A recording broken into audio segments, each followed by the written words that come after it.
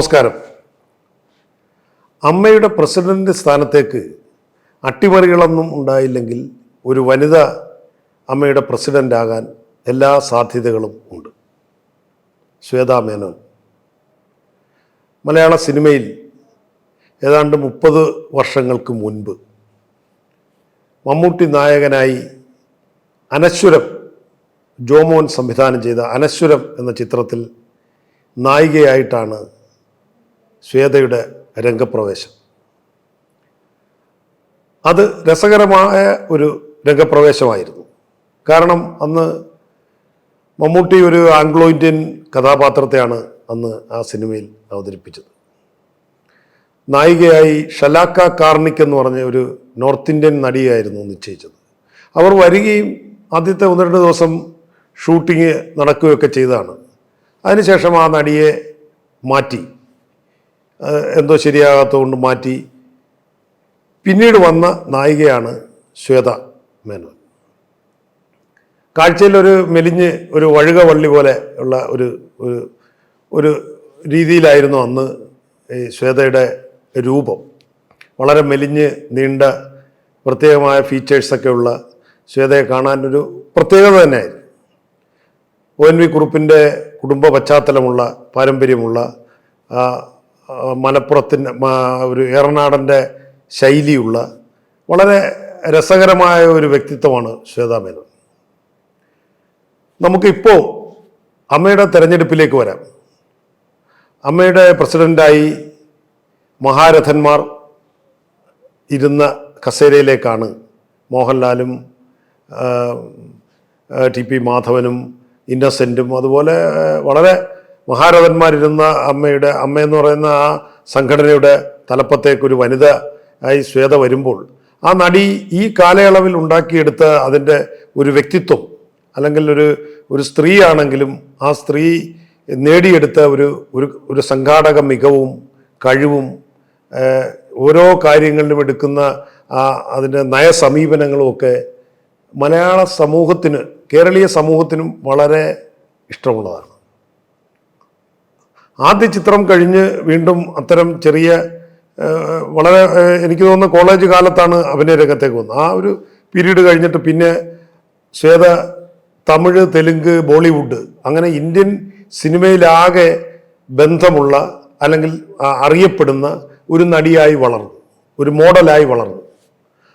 ശ്വേത ഇടപഴകാനും പെരുമാറാനും ഒക്കെ വളരെ നല്ല ഒരു രീതിയും, അതുപോലെ തന്നെ ഒരു കാര്യത്തോട് സമീപിക്കുമ്പോൾ അവരെല്ലാം കൂട്ടിയോജിപ്പിച്ച് മുന്നോട്ട് കൊണ്ടുപോകാനുള്ള ഒരു പ്രാപ്തിയുമൊക്കെ ഉള്ള ഒരു വനിതയായിരുന്നു. അപ്പോൾ അതിൻ്റെ ഒരു പൂർണ്ണതയിലേക്കാണ് ഇപ്പോൾ അമ്മയുടെ പ്രസിഡന്റ് സ്ഥാനാർത്ഥിയായിട്ട്, അല്ലെങ്കിൽ ആ സ്ഥാനത്തേക്ക് ഇവരെ നിയോഗിക്കുവാൻ ഈ അമ്മ സംഘടനകളിലെ ഭൂരിഭാഗം അംഗങ്ങളും പിന്തുണച്ചുകൊണ്ട് അവരെ ഏകപക്ഷീയമായി ഐക്യകണ്ഠേന തിരഞ്ഞെടുക്കാനാണ്, എതിരില്ലാതെ തിരഞ്ഞെടുക്കാനാണ് എല്ലാ സാധ്യതയുമുള്ളത്. നടി എന്ന നിലയിൽ ശ്വേതാ മേനോൻ മുദ്ര ചാർത്തപ്പെടുന്നത് പിന്നീട് വന്ന, അതായത് മെച്ചോർഡായി കഴിഞ്ഞ് അത് ഒരു പക്വതയിലേക്ക് എത്തിക്കഴിഞ്ഞ് വന്ന ചിത്രങ്ങളാണ്. ഒന്ന് പാതിര കൊലപാതകം എന്ന് പറയുന്ന ചിത്രത്തിൽ മമ്മൂട്ടിയുടെ നായികയായി ഒരു ഏറനാടൻ ശൈലിയൊക്കെയുള്ള കഥാപാത്രത്തെ ശ്വേത അവതരിപ്പിച്ചു. അതിമനോഹരമായിട്ടാണ് ഈ നടി ആ കഥാപാത്രത്തെ അവതരിപ്പിച്ചത്. നമ്മൾ അതുവരെ കണ്ട രീതിയോ കണ്ട ശൈലിയോ ഒന്നുമായിരുന്നില്ല ആ ഏറനാടൻ കഥാപാത്രത്തെ അവർ ഉൾക്കൊണ്ടത്. പിന്നീട് വന്ന പരദേശി എന്ന ചിത്രത്തിൽ PT കുഞ്ഞു മുഹമ്മദിൻ്റെ ചിത്രത്തിൽ ഇതുപോലെ തന്നെ വളരെ പ്രധാനപ്പെട്ട അതിലെ നായിക കഥാപാത്രത്തെ അവരവതരിപ്പിച്ചു. അതും ഉദാത്തമായ ഒരു നടിയെ സംബന്ധിച്ച് അവരുടെ എല്ലാ തലത്തിലും ആ പേരിനും പെരുമയ്ക്കും എല്ലാം യോജിക്കുന്ന തരത്തിലുള്ള ഒരു മാറ്റമായിരുന്നു, ആ ഒരു നടി എന്നുള്ള നിലയിൽ ഒരു മാറ്റമായിരുന്നു ഈ 2 കഥാപാത്രങ്ങൾ. അതിനുശേഷം വന്ന രതി നിർവഹണത്തിൻ്റെ പുനരാഖ്യാനത്തിൽ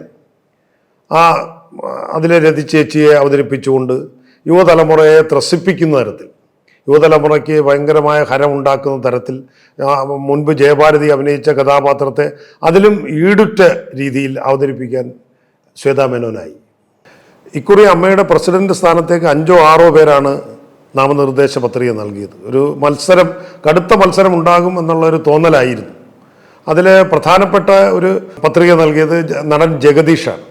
ഇതുപോലെ തന്നെ ഇപ്പോൾ മലയാള സിനിമയിലുള്ള താരങ്ങളിൽ ഒരു സംഘടനാ പാഠവും ശേഷിയും എല്ലാം ഒത്തിണങ്ങിയ കഴിവും ഒത്തിണങ്ങിയ ഒരു നടൻ തന്നെയാണ്, ഇത് നയിക്കാനുള്ള പ്രാപ്തിയുള്ള നടൻ തന്നെയാണ് ജഗദീഷ്.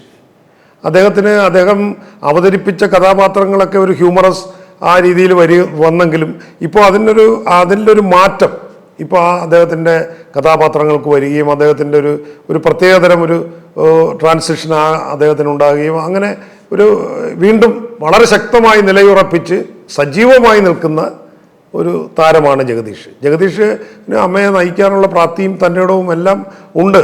എങ്കിൽ പോലും അദ്ദേഹവും ഈ പൊതുവിലുള്ള അഭിപ്രായത്തെ മാനിച്ച് ശ്വേതയ്ക്ക് വേണ്ടി പിന്മാറാൻ ഒരുങ്ങുന്നു എന്നാണ് ഇതുവരെ വന്ന വാർത്തകൾ. അദ്ദേഹം ശ്വേതാ മേനോന് വേണ്ടി, അതായത് ഒരു വനിതാ പ്രസിഡന്റ് ഉണ്ടായി ഒരു ചരിത്രം സൃഷ്ടിക്കട്ടെ എന്നുള്ള ആഗ്രഹം കൊണ്ടായിരിക്കും അദ്ദേഹം പിന്മാറാൻ ആലോചിക്കുന്നു എന്ന് കേട്ടു. അതും ശ്വേതയുടെ വിജയത്തിന് ആക്കം കൂട്ടുന്ന ഒരു സംഗതിയാണ്. ഈ സ്ക്രീനിൽ മിന്നിത്തിളങ്ങിയ ഈ കഥാപാത്രങ്ങൾ പ്രേക്ഷക ഹൃദയങ്ങളിലും ശ്വേതാ മേനോനൊരു ഇരിപ്പിടം ഉണ്ടായിക്കൊടുത്തു. അതുപോലെ തന്നെ യുവജനങ്ങൾക്കിടയിലും മുതിർന്നവർക്കിടയിലും ഒരു പ്രത്യേക ഒരു ഇമ്പാക്റ്റ്, ഒരു ആകർഷണീയത, അല്ലെങ്കിൽ അവരോടുള്ളൊരു ഇഷ്ടം എല്ലാ തലത്തിലുള്ള ആൾക്കാർക്കും ശ്വേതാ മേനോനുണ്ട്. അതുപോലെ തന്നെ ഇപ്പം മലയാള സിനിമയുടെ ഈ സംഘടനയുടെ സാരഥ്യത്തിലേക്ക് ഈ വനിത വന്നു കഴിഞ്ഞാൽ ഇതിൻ്റെ നേട്ടം എന്ന് പറയുന്നത് ഈ മലയാള സിനിമ വ്യവസായത്തിനും അതുപോലെ തന്നെ പ്രവർത്തകർക്കും ഒരുപാട്, ആ സംഘടനയ്ക്കൊക്കെ ഒരുപാട് മെച്ചമുണ്ടാകാൻ സാധ്യതയുണ്ട്. കാരണം ഇവർക്ക് തമിഴ്, തെലുങ്ക്, ബോളിവുഡ് അതുപോലത്തെ സിനിമാ മേഖലകളുമായി നല്ല ബന്ധമാണ്. അപ്പോൾ അത്തരം കാര്യങ്ങൾ ഉപയോഗിച്ച് ഒരുപാട് കാര്യങ്ങൾ ചെയ്യുവാനും ഒരുപാട് പുതിയ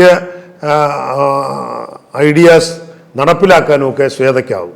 അപ്പോൾ ഇത് വളരെ ഏറ്റവും സജീവമായ, മലയാള സിനിമയിലെ ഏറ്റവും സജീവമായ ഒരു സംഘടനയെ നയിക്കുവാൻ ഉള്ള പ്രാപ്തിയും തൻ്റെ ഇടവും ശ്വേതയ്ക്കുണ്ട് എന്നുള്ളത് കാലം തെളിയിച്ചതാണ്.